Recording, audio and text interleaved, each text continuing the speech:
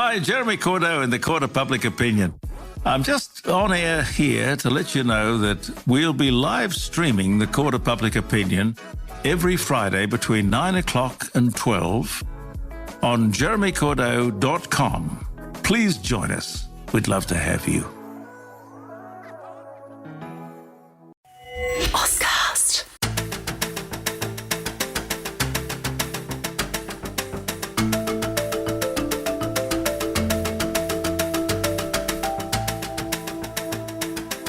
It can be lonely at the top. We all know what it's like to lead and own a business and wanting to scale, but finding yourself at a glass ceiling. That is where the power of collaboration and connection comes in. Hi, I'm Natasha Milani. I'm an expert at helping businesses and business owners harness the power of collaboration to connect, scale and grow. I am passionate about collaboration. I believe that no one executes alone. We all do better when we do it together. Welcome to this Power of Collaboration podcast. It's wonderful to have you here.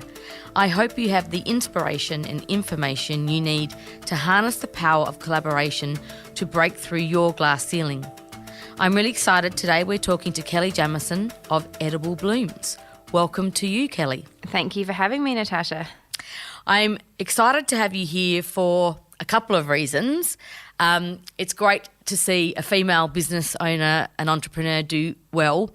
But more importantly, I'm excited to have a conversation about your business. I've been a customer of Edible Blooms and I've given you feedback before. I think it's one of the best e-commerce platforms I've ever utilised from a customer experience.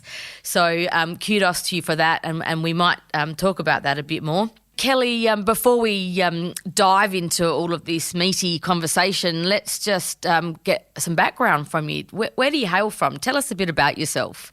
Oh, thank you. So I'm very proudly a South Australian girl. So I grew up on a farm in South Australia. So my parents were farmers. I had a father who was a farmer and a mother who was a school teacher. So business was pretty foreign to me when I was finishing school. I was lucky enough to board for my secondary school in Adelaide, which was a great experience. And I guess that was probably my first experience with just having a really close group of friends, and they're still great friends of mine today. And we've all done really different things. But when I finished school, I kind of intended to go to university like everyone does when they finish school. And I was actually offered a job when I finished school and offered to sponsor my study. So I actually never went to university full time, which is kind of a different route to a lot of other young people finishing school, and perhaps maybe more common now. You see a lot more of those graduate programs and taking school leavers and having workplace experience and studying part-time. But when I did that in 1995, it wasn't overly common. So I started my marketing degree and spent 6 years to get my degree rather than the normal 3, and took a couple of years break and then went straight into my MBA studies at Uni of Adelaide. So by the time I got to my late 20s, I'd had lots of work experience and study experience. So it was kind of like a different path to get there. And in that time, I'd worked in the UK. I worked for magazines in the UK, marketing roles, and I came back home to Adelaide, and I actually ended up in professional services, which was a really interesting space to work in from a marketing perspective, especially after coming from publishing. And then I decided to start my own business. So I was in my late 20s and decided that I'd start researching what that might look like. And it was always probably a goal of mine. I'm a Virgo, for anyone that follows star signs. Incredibly organised. I'm a great planner. I like to have a 10-year roadmap out in front of me. And so it was always on that roadmap that I'd start my own business. And so when I was 26, I went to a consulting role for the professional services firm that I was working for, and I'd moved to Brisbane. So I was actually working for the National Network. It was the largest legal firm in the country at the time. And I went to 4 days a week, and I used the 1 day a week that I had by freeing up some time to research what was next. And so at that time I looked at buying a franchise business, because that was the days of Boost Juice just starting, and that was all the rage, if everyone remembers back then. So I looked at that kind of opportunity. I looked at buying an existing business. In fact, I even went through the offer process on buying a business and missed out. And I'm really grateful I did miss out on that opportunity. I think sometimes things work out for a reason. I even had a book idea at the time. The book idea I had was, I think as a female in business, we put a lot of people up on pedestals and we think that there's no way we could achieve what they're doing. So I wanted to interview really successful women globally, but find out what the chink in their armour was, what made them not perfect. Because I think that's a fault of females, in that we put people on these pedestals and think there's no way I can do what they're doing. But if you can make that person more relatable, I think it inspires others to get to that place. And eventually I landed on this crazy idea of combining two of my loves, which was sending flowers and great food into this concept of edible blooms. And so literally from the time I had the first idea of edible blooms and started making fruit bouquets and taking them to dinner parties when I was living in Brisbane, to get people's feedback on what I should charge for it and if it was a viable product, within 3 months I'd opened the doors to edible blooms. So that was back in 2005. So we've just turned 16. So 16 years later, here I am still doing edible blooms, the longest job I've ever held. And we've got 7 locations, 130 staff, and we operate out of 3 countries. So it's been quite a journey, and it hasn't been a smooth ride the whole 16 years, but it's been the ride of my life so far. It's been really exciting, and I've met great people and learnt so much, and I'm still learning today. Well, that is just one hell of a story, and there's so much to talk about. I'm worried we might be here for 3 hours. I'll try and keep the next answers shorter. Sorry, Natasha. No. Please. I love hearing the story. And I think your book idea, hold that one. I think there's still a place for that. I love your comment about Virgos. I actually do know a lot of successful Virgo business people. Really? I hadn't really thought about that, but for those interested, you might want to delve into that story further. If you want to have children that are business people, plan accordingly. There's a tip for you right there. Now 16 years, you talk about the tremendous growth. I read that your first financial year, you reached $1 million turnover. Obviously, there's been an evolution since then. Can you just share with us some of that evolution? Because I'm sure what you did back then is possibly very different to what you do now. Actually, it's really interesting. Probably the first evolution in the Edible Blooms journey was, it was at the very start of .com and the boom of online sales, and it was very early back in 2005 in Australia. But when I was in the UK, I was working for a publishing company and we were rolling out the content online. It was Time Out magazine, and so I was part of that whole .com boom back in 2000 in the UK. So I'd had a bit of a taste of e-commerce, and I'd seen it done well and done badly, because that was a really big boom time, but there was some survivors of that early .com boom, and there were some big crash landings. So when I had the idea of Edible Blooms, and flowers and books were 2 of the early categories that people felt comfortable ordering because they were sending things in places that they weren't. And so I wasn't sure whether Edible Blooms was going to be like a franchise type business model or whether it would be an e-commerce platform. So I had a really small budget because I actually was using the money I'd saved for my first house and betting it on a new business idea. So it was all bootstrapped, self-funded. There wasn't investors. Now that landscape's changed, because now people have ideas and they get investment from the get-go, or they get an MVP up and then they get investment at an early stage. That just wasn't a thing back then. So it was sort of fund it and see how you go. And the banks didn't want to talk to me. I did try that early on, and they were like, you need 3 years trading history and all of these things. So you really just had to bootstrap it and be really careful on your spending to get things moving. And we had our first franchise inquiry from Tasmania 6 weeks after we opened the doors. So I had a website from the very beginning, which we built very cost effectively. I had Russian developers. I literally had a Russian developer called Sergei Smirnov, and I was up in the middle of the night quite talking. Appropriate yeah, name, it is isn't a very appropriate name. And it was in that very early pioneering stage of e-commerce where you were building basic sites. So the functionality, I look back and I think, oh my gosh, why did people buy on that platform? The photography had been done in my lounge room with no lighting. It was very, very basic, but we had a really interesting concept. I think we put a lot of life around it. We did a lot of PR in that early stage because that was how we got to market. And look, it was a bit of a roller coaster ride in that, especially that first sort of 18 months. I literally had a theory at one point because I'd never worked in retail before I started the business, and I thought that customers were ruled by lunar cycles. I could not work out why some days I'd get 20 orders and the next day I'd get 2. Like, it was a real roller coaster in that early stage. And in the first 12 months, we opened from Brisbane. We opened our own stores in Adelaide, Sydney and Melbourne, and my sister joined me in the business soon after I started, and we still work together really well today. I love working with my sister, so we're still the two owners of Edible Blooms, and I've been married in that time, and my husband's now part of the business, which I love.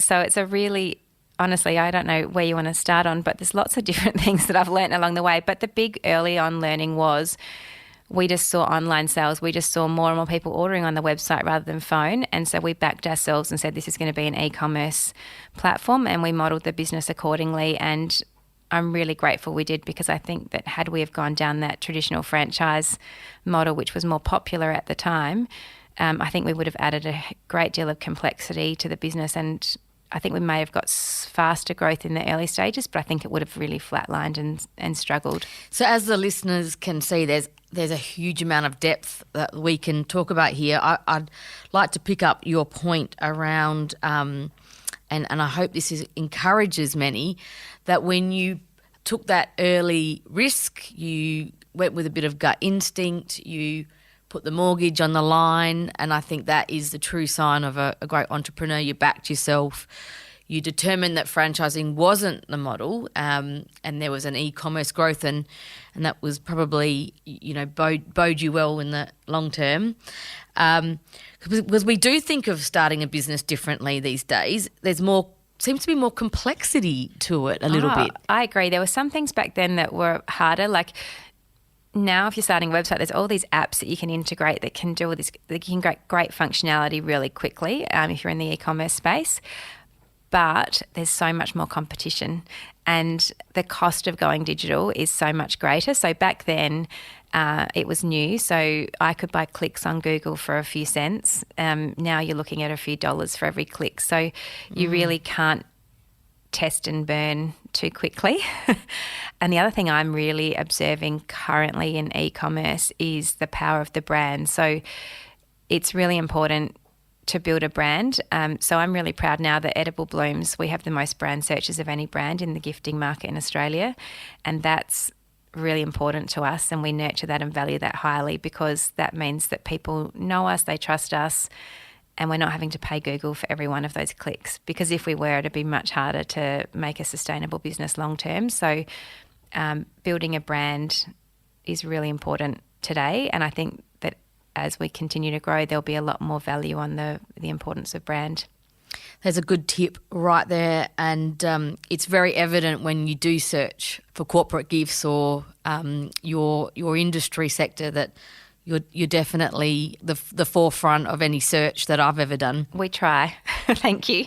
I'll tell the team. They'll be very happy to hear that. Well, that's good feedback. We always like that. And I just want to quickly touch on two things. You're still a family business, and there's complexity with family businesses. Mm-hmm.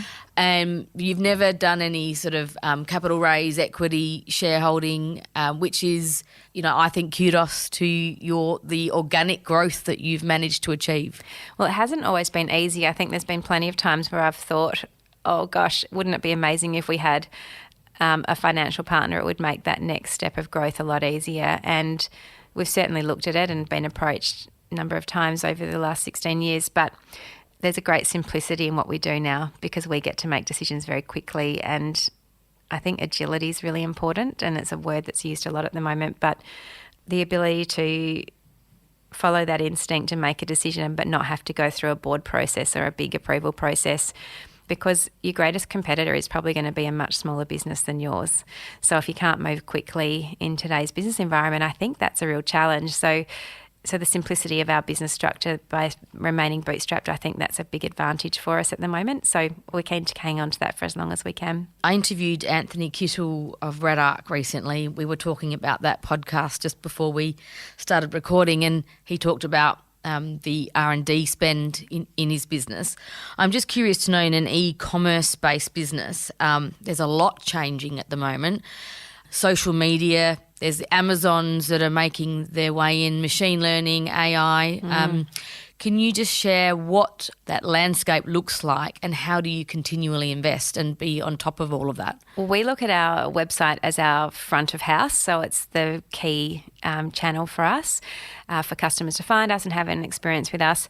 And I love that you like our current website because it's terrible as a business owner. All you see are the things that are wrong with it because you're always self-critical about what you need to do better.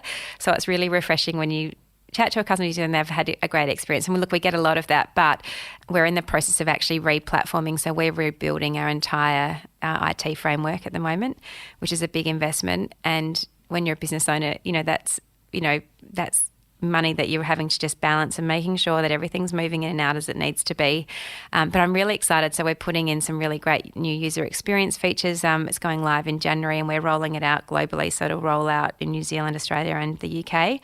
It is, for us, probably our biggest investment piece is always around technology and our systems and also our people. So because we make our products fresh every day, and that's why we've ended up with this store network with one in every capital city because we work with fresh fruit, now work with cheese, we work with fresh donuts. There's all these delicious things, but they have to be delivered fresh. So our people are a really important part of our business, and it's probably been one of the complex parts of the business that we've grown organically in that we've always had team members in multiple locations, and I really envy anyone else that has a business and they have their whole team in one spot because managing business cultures becomes so much more complex and more layers when you're working across multiple sites. So one day it would be a dream I could get everyone together in a room together. It'd be amazing, but the business has to keep operating. So that's just it's a dream of mine.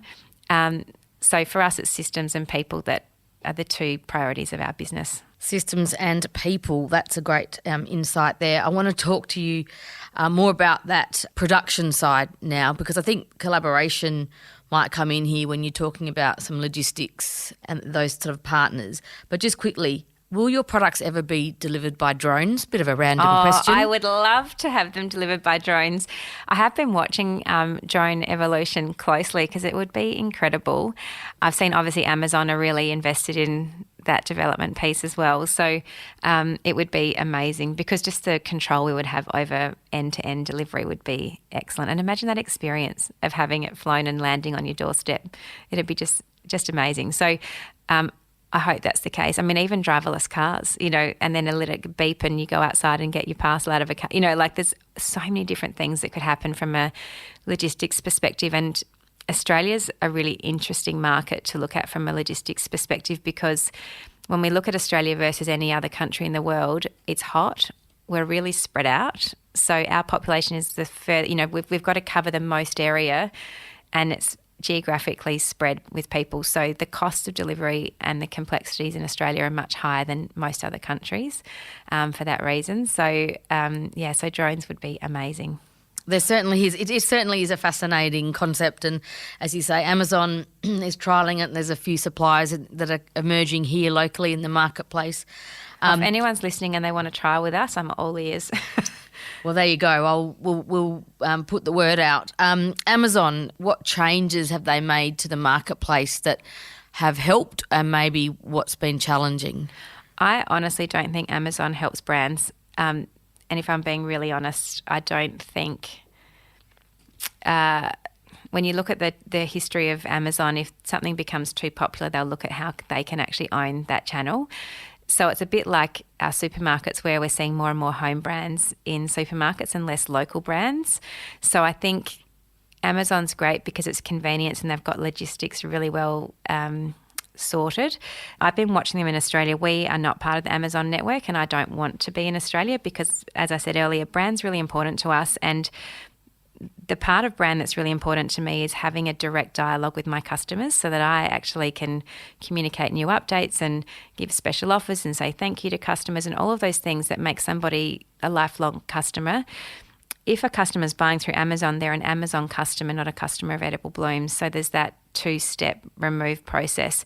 And I think it's something to be really aware of as a business owner because it's a great way to get to market quickly and to get your products out if you've got a new product. But eventually, if you can stand alone and not have to rely on those distribution channels and go direct to your customer, that's the biggest win long term. So we're playing the long game. So if in Australia, we're not on Amazon. In the UK, we are.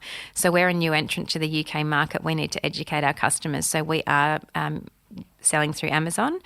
But it's so much harder because you just don't have control over that customer experience piece. And I have to say I don't love it, but it's a fascinating juggernaut. Globally, it's just incredible to watch a business like that and how it's grown from books to what it is today. But I guess I'm just watching carefully in Australia to see how it goes. Fair enough, and that is an interesting contrast there. I guess you assess what the cost of acquiring a customer is, and I guess that's also changed over the years with the growth of the competitive marketplace online. Yeah, I agree, and I think we're really interested in the data around customer lifetime values. So, over the course of 3 or 4 years, a customer's value to us is much higher than just one transaction. So, and I guess, you can look at, I think if you're really clever with using channels like Amazon, you can use them as an acquisition channel and then hopefully they'll come directly back to you next time. But the convenience of things like Amazon Prime and all of those things that give you free delivery, people love Amazon for that reason, and they've done a great job with their customer experience when you buy with Amazon. So it's just one of those things. I just think you miss out on that dialogue too, the feedback, direct feedback from customers that helps you improve your business.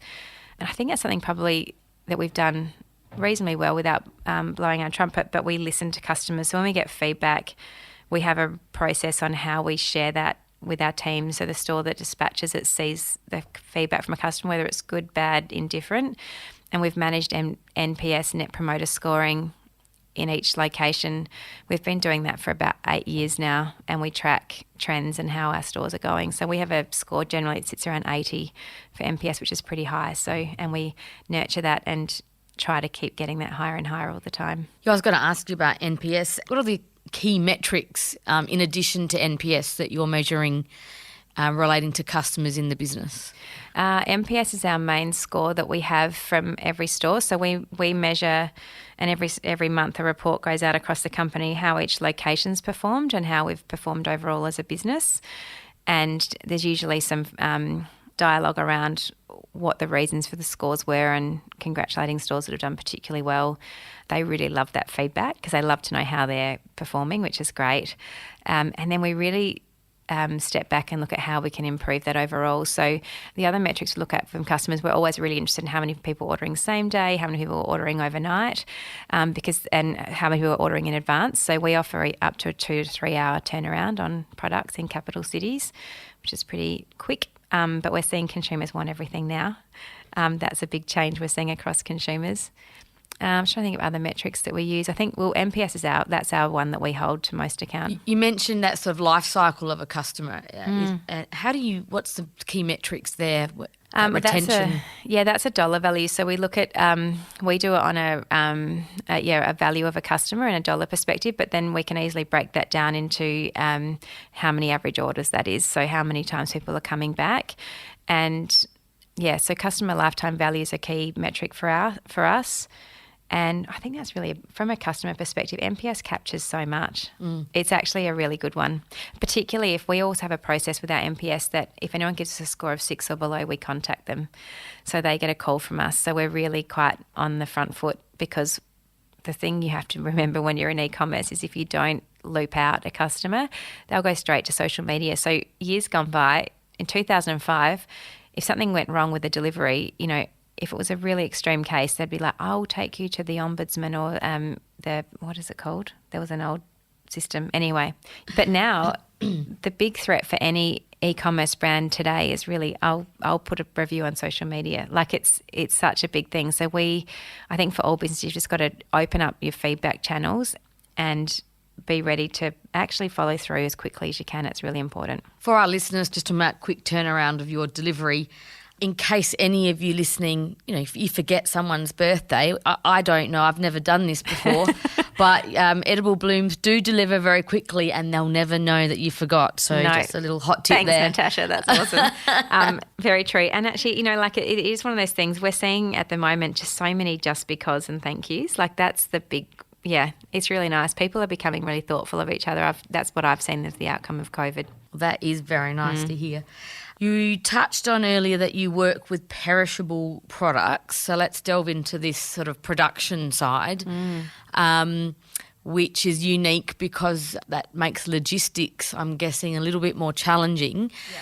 And we might go to my favourite topic of collaboration. So your logistic partners, your suppliers, I'm guessing that's one key. They are very key. Yes. Yeah. So share with us about what success looked like with those type of partnerships. So, all of our courier partners are definitely key stakeholders in our business. They're partners. We do look at it as a true collaboration. So we're fully integrated with all of their systems. So we get real-time tracking through to customers. We can send out SMSs when things have been delivered, all of those sorts of things. So technology is amazing once you have great partnerships in place. Probably one of my best stories, and John, the state manager from Australia Post and Star Trek, will remember this maybe not so fondly at the time, because my first dealings with him years ago was we didn't have a Perth office at the time, and so it was Valentine's Day and we were sending all of the products overnight. Must be a busy day, that one. It is a busy day. I'm sure. And so we were sending, with Star Trek Express, we were sending all of our overnight deliveries. We sent them out the day before Valentine's Day to arrive in Perth. And as happens on those days, the worst nightmare, the plane had a malfunction and it was grounded. And so we got a call on the morning of Valentine's Day to say that our whole cage of products going to Perth was still in Adelaide. And this is quite early in the morning on Valentine's Day. And we were just almost high-fiving ourselves because everything had gone really smoothly. And that's always when you don't want to high-five yourself. It's like Murphy's Law. Don't get excited until the day is completed. So I picked up the phone, and this is the great thing about having terrific partners. So they were so responsive. We managed to get it on a flight. It landed in Perth early afternoon on Valentine's Day. And we'd always encouraged our team members to visit the depots of all of our couriers. So our manager at the time, we'd been over for a Perth Good Food and Wine show for a marketing exercise, and she'd actually spent time and visited the depot. She knew the team in person. So when the Adelaide office called Perth to say Edible Blooms have got Valentine's on board, they prioritised the unpacking on that plane that landed. They prioritised all of our parcels getting unloaded, sorted, and then every person in that depot in WA took parcels home in their personal vehicle and delivered them on their drive home that day. So we weren't able to get them all out. So if it was a city, like by the time this was happening, it was really around 4:00 in the afternoon on Valentine's Day. Not my ideal scenario, but what we were able to do was get most of them out, and then we knew which ones hadn't gotten out, so we could ring customers and say, look, we're really sorry this has happened. Some people were really unreasonable about it. That's, understandable. They'd booked it and it was a technical problem. We were doing everything we could to fix it, but we actually managed through that collaboration to get most of it out, and it was such a great effort from the team over. They didn't have to do that, but they cared about us because they had a personal connection with us, which was amazing. I guess that's a good example of that collaboration really being so powerful. And I guess that was a huge learning for your business. We now have a Perth office, so that will not happen again. It's almost like your equivalent of a product recall or something similar. Absolutely. And, it was so stressful that day, I remember, but we were also blessed because the time difference of Perth, because they were 2.5 hours behind. When we were alerted to it, we had that little bit of extra time up our sleeves, so that was a big blessing. And any other sort of stories of collaboration that you'd like to share, whether it's in the growth of your business or other partnerships like the one you've just described then? Actually, a really good one is the re-platform we're doing with our e-commerce system at the moment, and that's a really big decision for us to make, to choose a new partner, because that platform is all of our dispatch, all of our customer experience, all of the user experience when they're purchasing from us, speed. There's so many different pieces that go into that puzzle. And so I've found that exercise, and that's a really recent one, how helpful people are. And I really believe in that whole paying it forward. So when I knocked on people's door to ask about their experience with different platforms, they were really great at sharing their experience, what worked, what didn't. It helped us make a really educated decision about the right solution for us moving forward.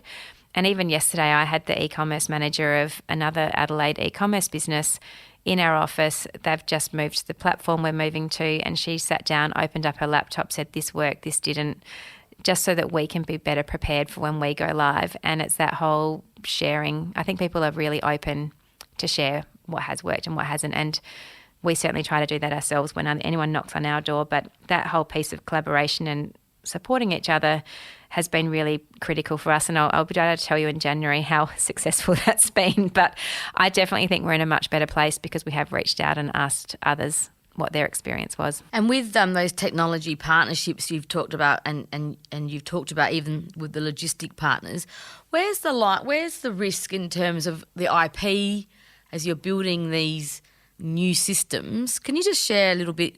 I guess this is, I don't want to say that it's a huge risk, but I'm sure it's something that you've considered. It is because with any kind of system, you can choose to go off the shelf and buy something that's already existed, which you don't own the IP of, or you can do a full custom build. And it's interesting because I was having this conversation with a new startup earlier this week, and they were wanting to go to a custom build at the beginning. And my personal position is I think that's a great way to spend a lot of money up front that you don't need to spend.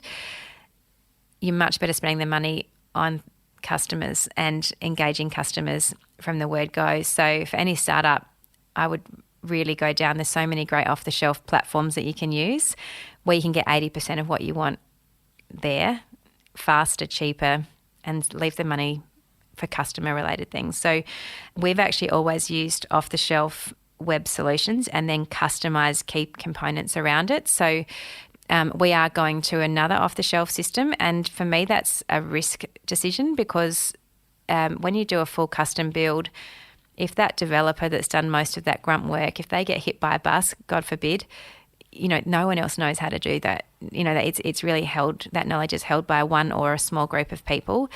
And what I'm seeing more and more is that people are seeing the agility of moving to a platform that's continually getting updated, continually getting new features on it. And there's some great platforms to look at. There's the Shopifys of the world. There's BigCommerce. There's Woo. There's so many. There's Wix. There's so many different platforms you can use, and it's just a much faster way to go to market. So we're building then. Moving to BigCommerce, and we're building some custom features that'll be a little bit of our IP around that. So that's the way I've approached it. I don't see the platform we're using as the true IP in our business. It's the vehicle to get us to our customers. I think that's an excellent insight. Already I've extracted an idea from your business that, you talked about. It's about systems, it's about your people. There's the culture, and you gave a great example of what happened in Perth earlier. That is your true IP, your secret sauce. Yeah. To talk about, if you could just share a little insight into how do you build a culture of that sort of dedication, passion, commitment of people in your business? What do you do to build that culture? Great question. And honestly, we're continually learning and improving all the time. When I first implemented values in our business, which was soon after we started, so we were very values-based from the very beginning, we had 11. And I soon learnt that I couldn't even remember all 11. So we reduced it down to 5, and we now have 3. So it's really important to actually make it simple. So I think the key to a great culture is making their core values just really simple so that you can remember and retain them at any time. When anyone starts with us, they get a notebook. It has our values on it, and it has a letter from us about why our values are really important to us and what they mean to us as a business.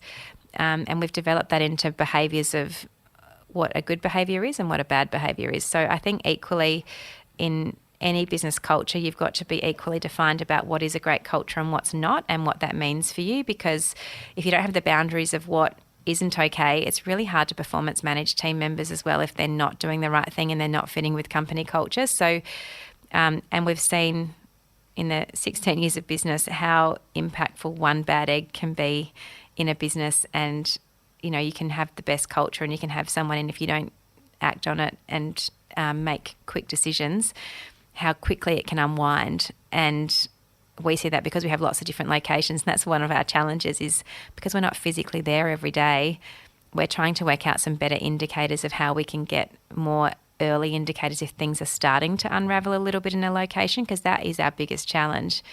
So we're working on a few new things around that at the moment, because the earlier you can act on something, the better it's easier to fix.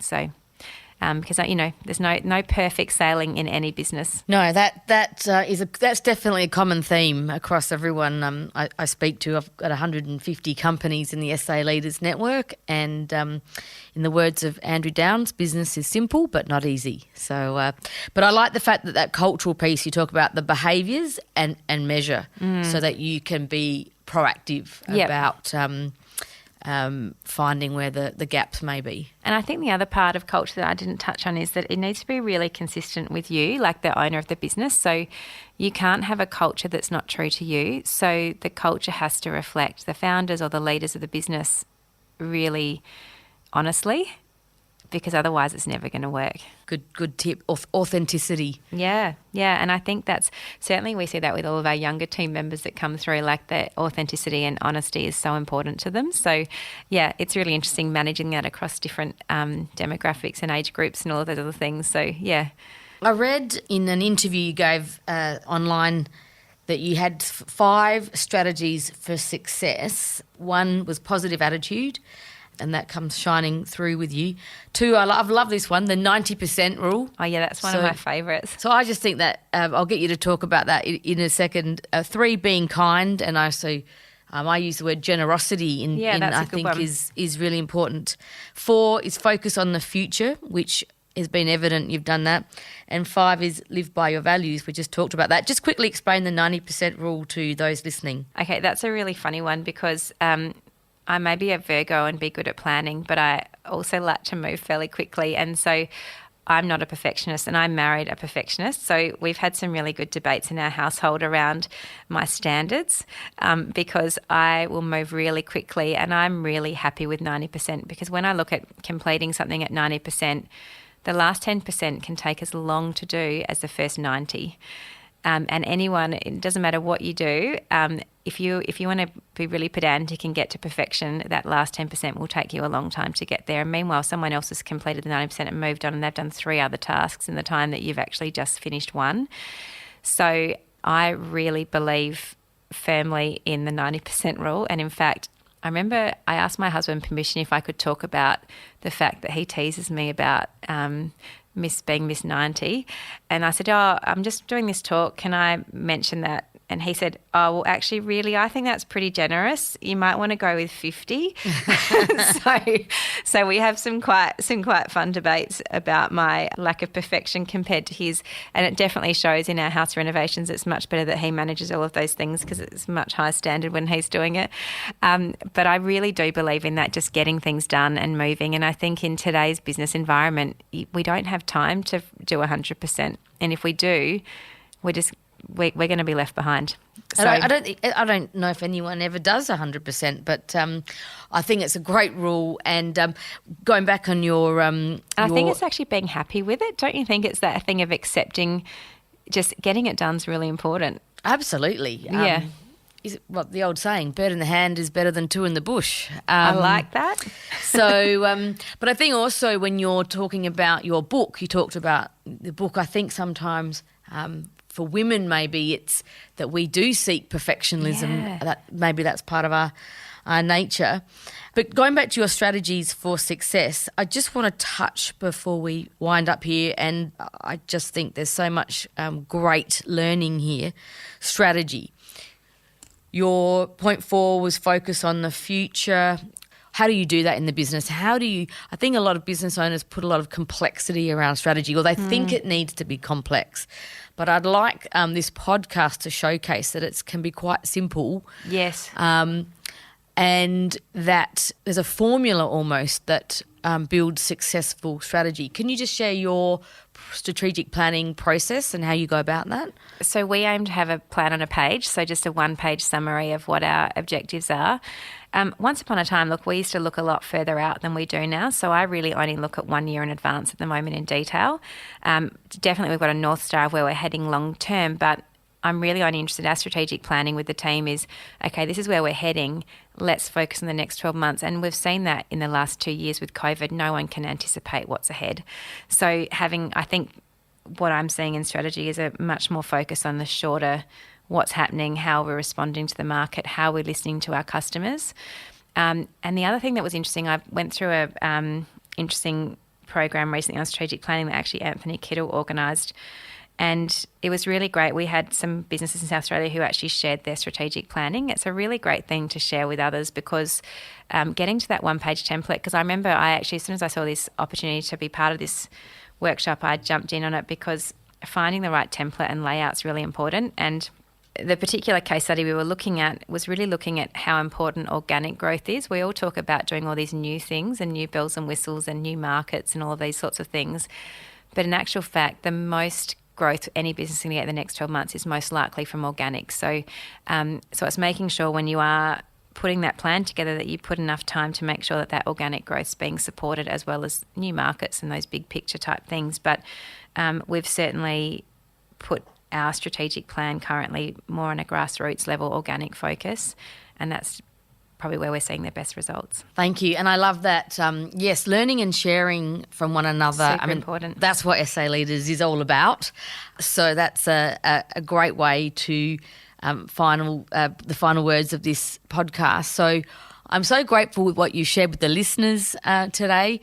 It's been a great insight. It's a fascinating business from my eyes, and I just commend you on all the success that you've achieved. Oh, thanks, Natasha. It's been great to chat today. Thanks for having me. At SA Leaders, we're all about collaboration and community. If you're curious to know more about how we help businesses and leaders just like you scale and grow beyond their glass ceilings, then visit our website at www.saleaders.com.au. And please don't forget to subscribe, share this podcast with your network, and write a review if you really enjoyed it. This has been an Audiosity production. I'm Natasha Milani, and I look forward to chatting with you next time. Happy connecting.